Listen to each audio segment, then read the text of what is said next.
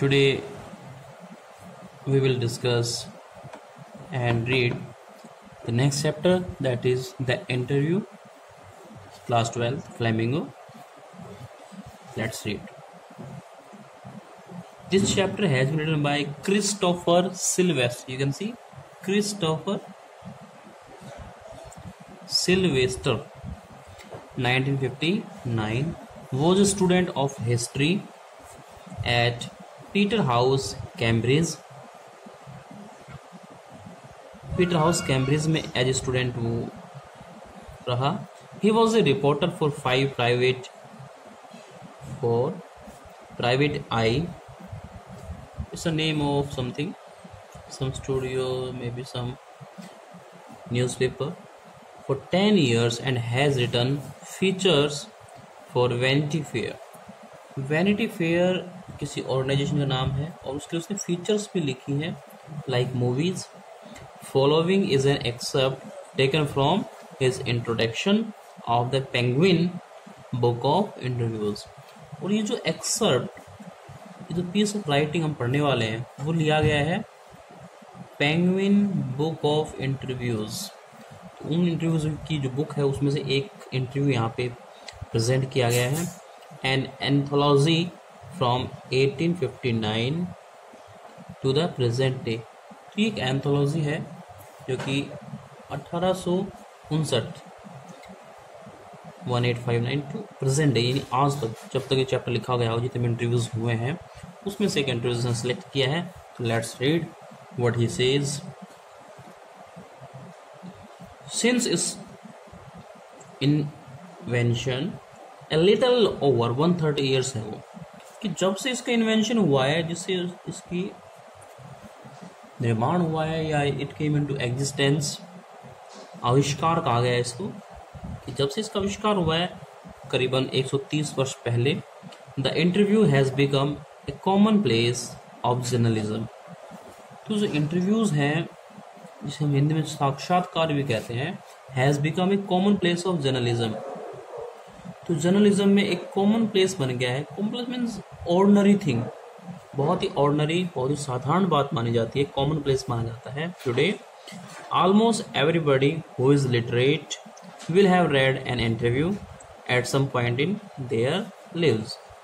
जो भी आदमी जो लिटरेट है, एजुकेटेड है, पढ़ा लिखा है, वो कहीं ना कहीं किसी न किसी पॉइंट पे अपनी लाइफ में इंटरव्यू को will have read an interview. कहीं ना कहीं इंटरव्यू के बारे में सुना ही होगा, पढ़ा होगा. While from the other point of view, several thousand celebrities have been interviewed over the years. और दूसरे पॉइंट ऑफ व्यू से देखें तो several thousand, यानी बहुत हजारों की संख्या में सेलिब्रिटीज, फेमस पर्सनैलिटीज, जो प्रसिद्ध लोग हैं उन्हें हम सेलिब्रिटीज कह देते हैं, like actor, actress, maybe some writer, maybe some painter, maybe some politician, and many others. All these are celebrities, and these have been interviewed over the years. और सालों से इनके साथ में इंटरव्यू होता रहा है. Some of them repeatedly, और इनमें से कुछ एक का इंटरव्यू तो repeatedly होता रहता है. So it is hardly surprising that opinions of the interview, of its function, methods and merits vary considerably. Meaning ये है कि तो इट इज़ हार्डली सरप्राइजिंग. तो इस बात में सरप्राइजिंग ना के बराबर है. हार्डली का है तो मुश्किल से सरप्राइज करने वाली बात कोई हो सकती है. That opinions of the interview, interview के बारे में जो ओपिनियंस हैं, जो लोगों की राय है, थिंकिंग है, ऑफ इट्स फंक्शन, उसके फंक्शंस के बारे में, कि क्या फंक्शन है इंटरव्यू का, क्या मेथड्स हैं और क्या मेरिट्स हैं उसकी, एडवांटेजेस और बेनिफिट्स ऑफ इंटरव्यूज. तो ये जो चीज़ है वो वेरी करती है, डिफरेंट है, अलग अलग है, डिफर है considerably according to their consideration, their thinking. वो चीज़ चेंज हो जाती है. कहने का मतलब ये हुआ कि जो इंटरव्यू है उसके बारे में सब लोग सेम नहीं सोचते. Some might make quite extravagant claims for it as being in its highest form a source of truth and in its practice an art। तो बहुत से लोग तो बहुत ही एक्स्ट्रावेगेंट, नॉर्मली तो एक्स्ट्रावेगेंट खर्चीला होता है, person who spends a lot, तो यहाँ पे क्लेम है एक्स्ट्रावेगेंट कि बड़ा दावा करते हैं, वेरी हार्ड टू डाइजेस्ट, तो इतनी बात हमें डाइजेस्ट नहीं हो पाएगी। लेकिन एक्स्ट्रावेगेंट क्लेम की बात करेंगे तो ऐसा ही होगा कि इंटरव्यू को लेकर के कई लोग बड़ा दावा करते हैं कि ये अपनी हाईएस्ट फॉर्म में, जो उसकी जो आइडियल फॉर्म है, वो एक सोर्स ऑफ ट्रुथ है, सच्चाई जानने का एक सोर्स है, साधन है, and in its practice an art, और इसकी जो प्रैक्टिस है, जो स्टाइल है, उसमें ये आर्ट का काम करती है। Others, usually celebrities who see themselves as its victims might despise the interview as an unwanted intrusion into their lives। और दूसरी तरफ जो सेलिब्रिटीज हैं who see themselves as its victim, जो अपने आप को इसका विक्टिम पाती हैं, इसके शिकार होते हैं, सब इंटरव्यूज इन्हीं सेलिब्रिटीज का ही होता है, तो वो माइट डेस्पाइज, शायद वो उसे डेस्पाइज करते हुए महसूस किया जाएगा कि उसे डिस्पाइज करते हैं, एक प्रकार से डिसलाइक करते हैं, नापसंद भी कर सकते हैं और घृणा भी कर सकते हैं, हेट्रेड भी कह सकते हैं।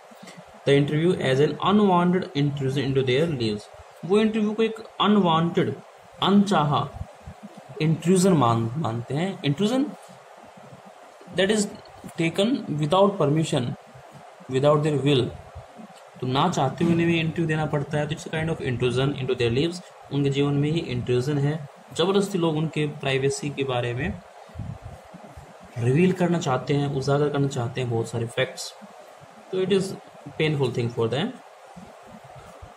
और feel that it somehow diminishes them, तो उन्हें लगता है किसी न किसी प्रकार से ये उनकी पर्सनैलिटी को डिमिनिश करती है, रिड्यूस करती है, ब्लॉटिश करती है, उन पे कलंक लगाती है। Just as in some primitive culture it is believed that if one takes a photographic portrait of somebody then one is stealing that person's soul. जैसा कि प्रिमिटिव एंशियंट कल्चर की हम बात करेंगे, पुराने संस्कृति की बात करेंगे, उसमें ऐसा माना जाता है कि अगर कोई किसी की फोटोग्राफिक पोर्ट्रेट लेता है, फोटोग्राफिक पोर्ट्रेट यानी अगर कोई किसी की पिक भी बना लेता है या उसकी पेंटिंग भी बना देता है, और somebody then one is stealing that person's soul, तो वो उस व्यक्ति का सोल स्टील कर रहा है, चुरा रहा है, उसकी आत्मा को चुरा रहा है। V.S. Naipaul, very renowned writer, V.S. Naipaul, known as a cosmopolitan,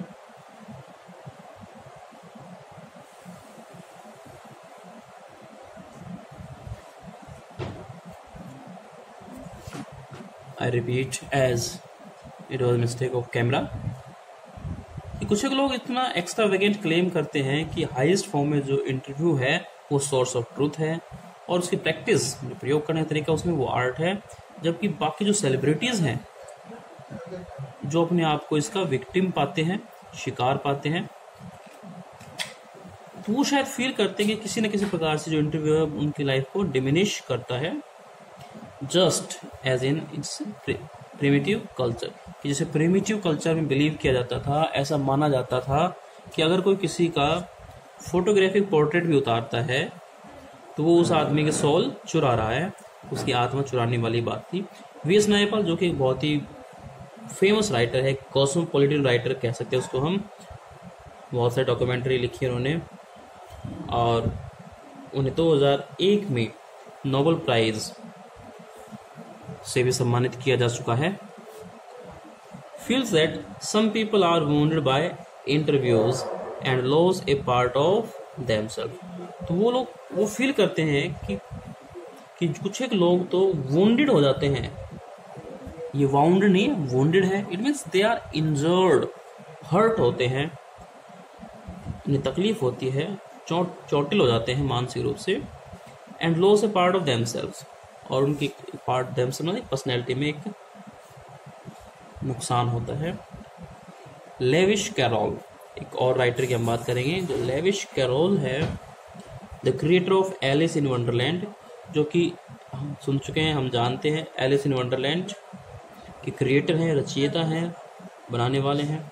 वो said to have a just horror of the interviewers, तो उसे इंटरव्यूअर्स से हॉरर है, वो डरता है इंटरव्यूअर्स के नाम से भी। जो भी लोग इंटरव्यू करने आते हैं उनसे वो टेरिफाइड फील करता है, हॉरर फील करता है।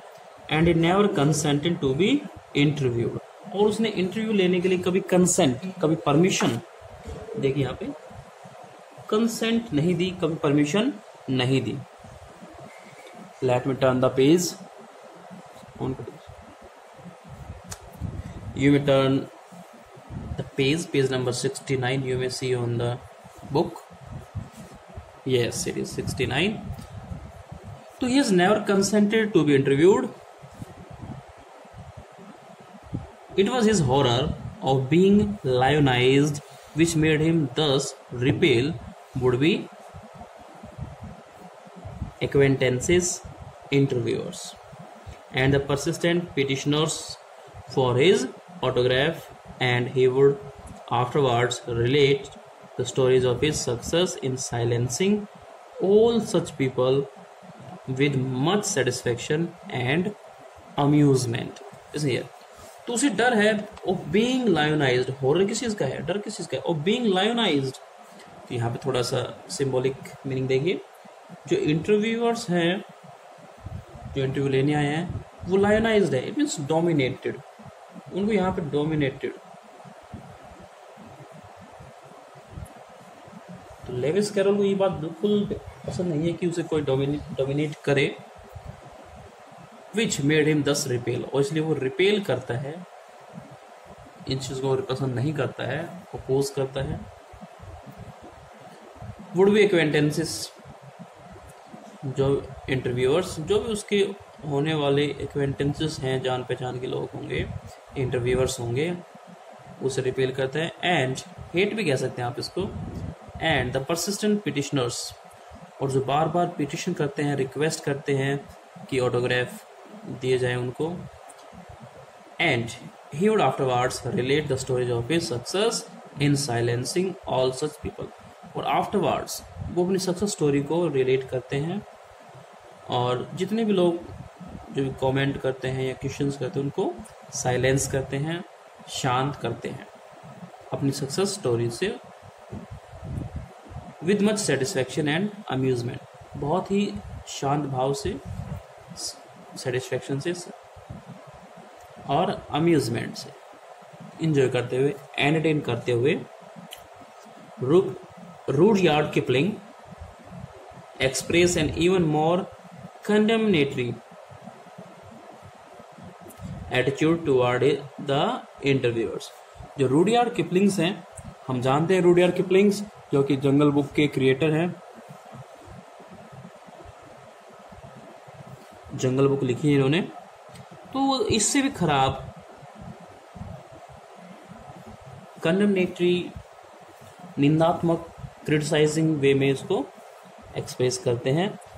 एटीट्यूड उनका कंडेमनेटरी है टुवर्ड्स द इंटरव्यूअर्स, इंटरव्यूअर्स के प्रति।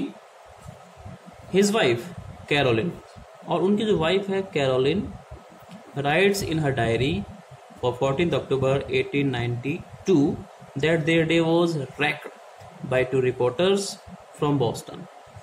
उसने अपनी डायरी में नोट किया इस डेट को कि 14 अक्टूबर 1892 के दिन 2 रिपोर्टर्स ने, जो कि बॉस्टन से आए थे, may be from America, post America में है, तो उन लोगों ने इसका डे रैक कर दिया, से क्रश कर दिया, बिल्कुल दिन पूरा स्पॉइल कर दिया।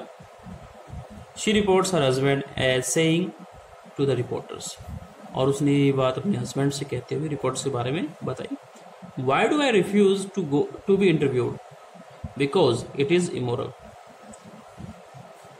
It's a crime. इंटरव्यू के लिए मना क्यों किया गया? क्योंकि उसे लगता है कि इंटरव्यू लेना इमोरल है, अनैतिक है, अगेंस्ट द मॉरलिटी है और एक क्राइम है, just as much of a crime as an offence against my person, कि जिस प्रकार से ये जो क्राइम है वो कोई ऑफेंस हो मेरे पर्सन के खिलाफ, मेरी पर्सनैलिटी के खिलाफ, मेरे खिलाफ, इंडिविजुअल के खिलाफ जो ऑफेंस है, उसी तरह से ये भी इंटरव्यू लेना भी क्राइम है, ऐसा उसका मानना है। एज एन अजोल्ट, और वो उसे एज एन अजोल्ट लेती है, एक प्रकार से जो अटैक होता है कि मुझ पर प्राणघातक हमला है, and just as much merits punishment, और उसको इसी लेवल पे एक पनिशमेंट हो मिलनी चाहिए जो इसके मेरिट को यानी इक्विवेलेंट हो क्राइम के equivalent. It is cowardly and will no respectable man would ask it, कि ये कॉवर्डली थिंग है, इंटरव्यू लेना कॉवर्डली थिंग है, डरे हुए लोगों का काम है, घृणास्पद, या हम कहेंगे जो compete करते हैं, विल करते हैं, घृणा करते हैं या compete करते हैं, या फिर हम कहेंगे no respectable man would ask it, कि कोई भी रिस्पेक्टेबल मैन इसके बारे में कभी नहीं पूछेगा, इंटरव्यू लेने के बारे में कभी नहीं पूछेगा। मच लेस गिव इट, और इससे भी कम पूछने की बजाय इससे भी कम इंटरव्यू देना चाहेगा। Yet Kipling had himself perpetrated such an assault on Mark Twain only a few years before. ये उनकी ओपिनियन है रुडियार्ड किपलिंग की। फिर भी कुछ सालों बाद, या कहीं कुछ समय पहले ही, जब ये चैप्टर लिखा गया हुआ, उन्हें यही असोल्ट करते हुए पाया गया, उन्होंने यही अटेम्प्ट किया, यानी इंटरव्यू का अटेम्प्ट किया, यहाँ पे इसी तरह का अटैक था वो एक प्रकार से कमिट किया, प्रयास किया। और मार्क ट्वेन के उन्होंने इंटरव्यू लिया। H.G. Wells in an interview in 1894 referred to the interviewing ordeal, but was a fairly frequent interviewee, and 40 years later found himself interviewing Joseph Stalin, Saul Bellow. Listen, chapter को हम थोड़ा सा divide करके पढ़ते हैं, sentence लो पढ़ा है। जो H.G. Wells है, जो बेसिकली साइंटिफिक ही राइटिंग लिखते हैं, हम पढ़ चुके हैं कि footprints without feet, time machine like that, तो ऑल दिस स्टफ ही हैज रिटन। तो वो इंटरव्यू के बारे में इस तरह से रेफर करते हैं कि एक ऑर्डिल है, एक डिफिकल्ट टास्क है, और वो फ्रिक्वेंटली इंटरव्यू देते हुए पाए जाते हैं। वो एक इंटरव्यू बन जाते हैं, a person who takes interview, who receives the interview. और 40 साल बाद वो खुद पाते हैं जोसेफ स्टैलिन और सॉल बेलो का इंटरव्यू लेते हुए, who has consented to be interviewed on several occasions, जिन्होंने बहुत सी बार अपने आप को भी इंटरव्यू देने के लिए कंसेंट दी है, परमिशन दी है। Nevertheless once described interviews as being like thumbprints on his windpipe. तो इन सब बातों के बावजूद, इंटरव्यू लेने के बाद और इंटरव्यू देने के बावजूद भी उनका एक्सप्रेशन ये रहा इंटरव्यू के बारे में कि वो एक थंब प्रिंट है ऑन हिज विंड पाइप, सांस की जो नली है, जो श्वास की नली है, उस पर एक थंब प्रिंट है, एक अंगूठे का निशान है। जिस तरह से थंब प्रिंट लगाने से हमें सांस में प्रॉब्लम होती है, घुटन महसूस होती है, उसी प्रकार से इंटरव्यू देने में भी घुटन महसूस होती है। Yet despite the drawbacks of the interview, it is a supremely serviceable medium of communication. चाहे ओपिनियंस डिफर हो या ओपिनियन कुछ भी हो, ये एक सुप्रीम सर्विसेबल मीडियम है कम्युनिकेशन का। कम्युनिकेशन इसी तरह से होती है, of one person asking question and other answering the question. एक पर्सन पूछता है, दूसरा आंसर करता है, तो कम्युनिकेशन इसी प्रकार से होती है। तो एक अच्छा मीडियम है। This days more than at any other time, आजकल के ज़माने की बात करें तो बहुत इंपॉर्टेंट है। Our most vivid impression of our contemporaries are through, तो जो भी इम्प्रेशन हमें मिलती है अपने कंटेम्परेरी के बारे में, persons who are living at the same time are said to be contemporary through interviews. वो इंटरव्यूज के थ्रू ही उनकी इन्फॉर्मेशन मिलती है। Denis Brian has written almost everything of moment reaches us through one man asking questions of another। क्योंकि जो भी खबर, जो भी मूवमेंट हम तक पहुंचती है वो क्या है, एक आदमी क्वेश्चन पूछता है दूसरे से। Because of this the interviewer holds a position of unprecedented power and influence. इसी कारण से जो व्यक्ति क्वेश्चन पूछता है वो इंटरव्यूअर है, इंटरव्यू लेने वाला व्यक्ति है, और उसकी जो पोजीशन है वो अनप्रेसिडेंटेड है विद पावर। उसकी जो पावर है वो अथाह है, जो उसकी पहले कभी नहीं थी, और जो उसका इन्फ्लुएंस है वो डोमिनेटिंग सा रहता है। तो ये फर्स्ट पार्ट था, कुछ ओपिनियंस थी इंटरव्यू के बारे में। We will discuss the latter part of the chapter of the lesson in our next video. Till then, keep learning, keep watching the video, stay home, stay safe. Thank you.